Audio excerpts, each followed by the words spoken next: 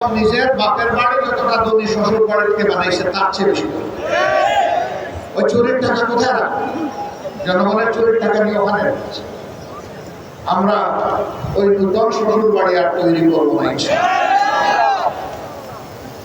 শ্বশুর বাড়ি থেকে যৌতুক নেওয়া যেমন হারাম, জনগণের লুণ্ঠিত টাকা ওদের কাছে রাখাও তার চেয়ে ভয়াবহ। এই দুইটার ইনশাআল্লাহ সম্ভব। এই প্রিয় দেশে নারী পুরুষ সবাই মিলে দুনিয়ার সব জায়গার মতো বাংলাদেশ। আমাদের দেশে আমাদের মা বোনদের ইজ্জতের কোনো নিরাপত্তা নেই, ঘরেও নাই, রাস্তায়ও নাই, কর্মস্থলেও নাই। ইনশাআল্লাহ অগ্রাধিকারের ভিত্তিতে এইটাই আগে নিশ্চিত করা হবে। যে জাতি তাদের মাদেরকে সম্মান করতে জানে সেই জাতিকে আল্লাহ তাআলা সম্মান বাড়িয়ে দেন।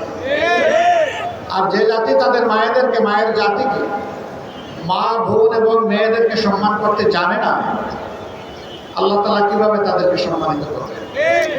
দুইজন মানুষ ছাড়া সবাই মায়ের গর্ভ থেকে দুনিয়ায় এসেছে। হযরত আদম আলাইহিস সালাম এবং হযরত হাওয়া আলাইহিস সালাম, বাকি সবাই মায়ের পেট থেকে দুনিয়ায় এসেছে। হযরত ঈসা ইবনে মারইয়াম আলাইহিস সালামের বাবা ছিলেন না, কিন্তু মা ছিলেন। মায়ের ঋণ শোধ করা কোনো সন্তানের পক্ষে সম্ভব নয়। সেই মাকে একটু সম্মানও দেখাবো না, এর চাইতে বড় জুলুম আর কি হতে পারে?